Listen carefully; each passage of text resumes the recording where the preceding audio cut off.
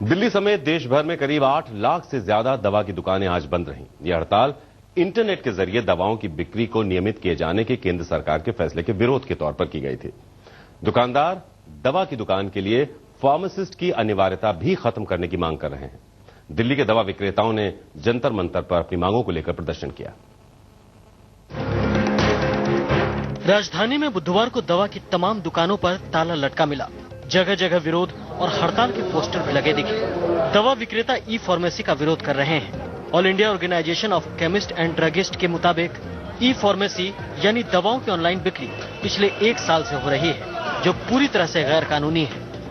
हमने उनसे एक बात कही कि आज के मौजूदा कानून में ऑनलाइन दवाओं की बिक्री नहीं हो सकती है, तो हमने उनसे एक ही बात कही कि ये जो अवैध तरीके से कुछ कंपनियां ऑनलाइन दवाओं की बिक्री कर रही है, जिससे दवा की गुणवत्ता का खिलवाड़ हो रहा है, आम जनता के जीवन के साथ खिलवाड़ हो रहा है, इस पर तुरंत रोक लगाई जानी चाहिए और उस पर कानूनी कार्रवाई करनी चाहिए। राजधानी के ज्यादातर हिस्सों में दवा की दुकानें बंद दिखी। हालांकि ड्रग कंट्रोल डिपार्टमेंट के आदेश पर एम्स और सफदरजंग अस्पताल के बाहर दवा की ज्यादातर दुकानें खुली रहीं। अस्पताल के बाहर की दुकानें खुली रहने के लिए प्रशासन की ओर से निर्देश दिए गए थे। हालांकि ये दुकानदार भी सैद्धांतिक रूप से अपने संगठन की मांगों का समर्थन कर रहे हैं। एक्चुअली में क्या है, हम लोग तो ना पब्लिक में ज्यादा इंटरेस्ट रखते हैं। हमारी जितनी सर्विस है, पेपर में भी लिखा हो कि हॉस्पिटल के बाहर जो दुकानें हैं वो सब ओपन होनी चाहिए। लोगों को भी हड़ताल के बीच इन दुकानों के खुले रहने से खासी सहूलियत हो गई। इतना बता दो, प्रशासन तो वैसे कोई फैसिलिटी नहीं है, नाम का बस है। यहाँ पे जो दवाइयाँ मिल रही है उससे थोड़ी बहुत राहत है। थोड़ी गुजारा तो हो ही, कहने मतलब इंडिया में गुजारा हो ही जाता है, लेकिन क्या करे, जो प्रॉपर हो ही नहीं पा रहा। कम से कम बड़े अस्पतालों के सामने इस हड़ताल का असर नहीं दिख रहा है और इन लोगों ने जनहित में इस मांग को माना है। भले ही हिदायत दी गई हो उसको देखते हुए, लेकिन कम से कम दिल्ली के अस्पतालों के बाहर इस वक्त हमें केमिस्ट शॉप खुली नजर आ रही हैं।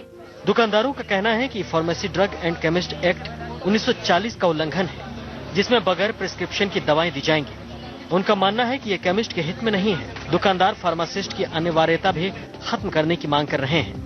अपनी मांगों को लेकर दवा दुकानदारों ने जंतर मंतर पर विरोध प्रदर्शन भी किया। आज हमने गवर्नमेंट से सिर्फ 1 दिन के लिए टोकन स्ट्राइक की है। यदि गवर्नमेंट हमारी बात नहीं सुनती है, उसके आगे से फ्यूचर में प्लान करेंगे कि हमें क्या करना है। अभी कंट्री का लॉ नहीं है, ऑनलाइन फार्मेसी कर सकते हैं, लेकिन नंबर ऑफ कंपनी इतने सालों से ऑनलाइन काम कर रही हैं, पेपर पे उसमें ऐड दे रही हैं ऑनलाइन, और 1 साल से हम गवर्नमेंट को कह रहे हैं इनके अगेंस्ट एक्शन लीजिए।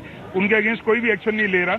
और दवा की दुकानदारों ने 1 हफ्ते के भीतर मामलों को नहीं सुलझाए जाने पर अनिश्चितकालीन हड़ताल पर जाने की चेतावनी भी दी है। प्रियंका सिंह और प्रेमिला दीक्षित के साथ अमरदीप कुमार, दिल्ली आज तक। केमिस्ट की हड़ताल से दिल्ली एनसीआर में मरीजों को काफी परेशानियों का सामना करना पड़ा। लोग दिन भर दवाओं के लिए एक दुकान से दूसरी दुकान पर भटकते रहे।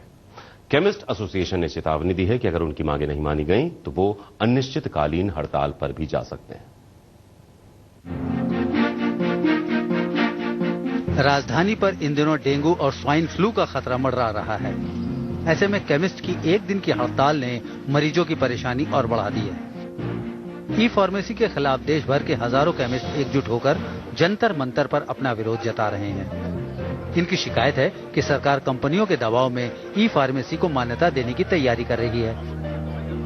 अपना विरोध जताने के लिए केमिस्ट हड़ताल पर चले गए और इसका खामियाजा दिल्ली के मरीजों को उठाना पड़ा। हरियाणा में गया, वहाँ दुकानें बंद थी, पब्लिक बाहर खड़ी थी। 500 कम से कम 500 आदमी होगा पेशेंट्स की दवाइयाँ लेने के लिए। लेकिन इसका तो मालूम नहीं है मेरे को ये क्यों इन्होंने बंद कर रखी है। इनको भी खोल लेनी चाहिए। जब लिंगडन हॉस्पिटल के बाहर दुकानें वो खुल गई हैं तो इनको भी खोलनी चाहिए। क्यों नहीं खोली इन्हें? ये तो पब्लिक के और तंग करने वाली बात है। वहाँ तो एक पेशेंट भी मर गया, उसको दवाई लेने के लिए उसका रिलेटिव बाहर खड़ा हुआ है। फिर अंदर से आरएमएल से कोई बड़ा ऑफिसर आया, उसने आके सब दुकानें खुलवाई। दवाई लेने आए थे जी, बहुत 4-5 दुकान देख ली, सब बंद है। आज बहुत भटक रहे हैं, बहुत परेशानी हो रही है। दवाई की पर्ची है, दवाई नहीं मिल रही कहीं पे भी और बहुत परेशानी उठानी पड़ रही है लोगों को। दिल्ली ही नहीं, एनसीआर के दूसरे इलाकों में केमिस्ट की हड़ताल से मरीजों को खासी दिक्कतों का सामना करना पड़ा। गाजियाबाद में लोग दवाओं के लिए एक दुकान से दूसरी दुकान पर भटकते रहे, लेकिन उन्हें दवाएं नहीं मिली। परेशानी है, बच्चे को भी बुखार है। मैं सुबह से ही डोल रहा हूँ, जगह जगह मेडिकल स्टोरों पे जा रहा हूँ, कहीं पर कोई मेडिकल स्टोर खुला हुआ नहीं है। आज बहुत परेशानी हो रही है और मुझे ही नहीं और भी बहुत लोगों को हो रही है। कई मेरे दोस्तों के फोन आए कि आज मेडिकल स्टोर क्यों नहीं खुल रहे हैं। अगर सरकार ने हमारी बात नहीं मानी, मैं भी यही बता रहा था अपने लोगों को, तो अनिश्चितकालीन बंदी के लिए तैयार हो जाओ। अपनी चाबी हम शासन को सौंप देंगे, वही दवाई देने का काम करें और वही सारा दुकान चलाने का काम करें। फरीदाबाद का हाल भी कुछ ऐसा ही था। हालांकि यहाँ निजी अस्पतालों में मेडिकल स्टोर इस हड़ताल में शामिल नहीं हुए, लेकिन शहर में दवा की दुकानें बंद होने से लोगों को परेशानियों का सामना करना पड़ा। लोगों का यह भी मानना है कि ऑनलाइन दवाएं मिलने से कंपटीशन बढ़ेगा और दवाएं सस्ती मिलेंगी। दिन थोड़ा सा हमें सफर करना पड़ा, लेकिन उसको काउंटर कर लिया जाता है ऑनलाइन की तरफ से। ऑनलाइन एक ऐसी फैसिलिटी हो गई है आजकल, आपने सिर्फ मोबाइल से एक बटन दबाना है, एप्लीकेशन डाउनलोड करनी है, जो चीज़ जैसी मेडिसिन आपको चाहिए वही कंपनी की कम दाम पे, मान लीजिए कि कोई दवाई 50 रुपए की मेडिकल स्टोर पे मिल रही है MRP पे, तो वही डिस्काउंट होकर 40 रुपए में आपको आपके घर के ऊपर टाइम के ऊपर डिलीवरी हो जाए। पूरे NCR में दवा की दुकानें बंद होने से मरीज इधर उधर भटकते दिखे। वहीं केमिस्ट एसोसिएशन ने चेतावनी दी है कि अगर उनकी मांगे नहीं मानी गई तो वे अनिश्चितकालीन हड़ताल पर जा सकते हैं।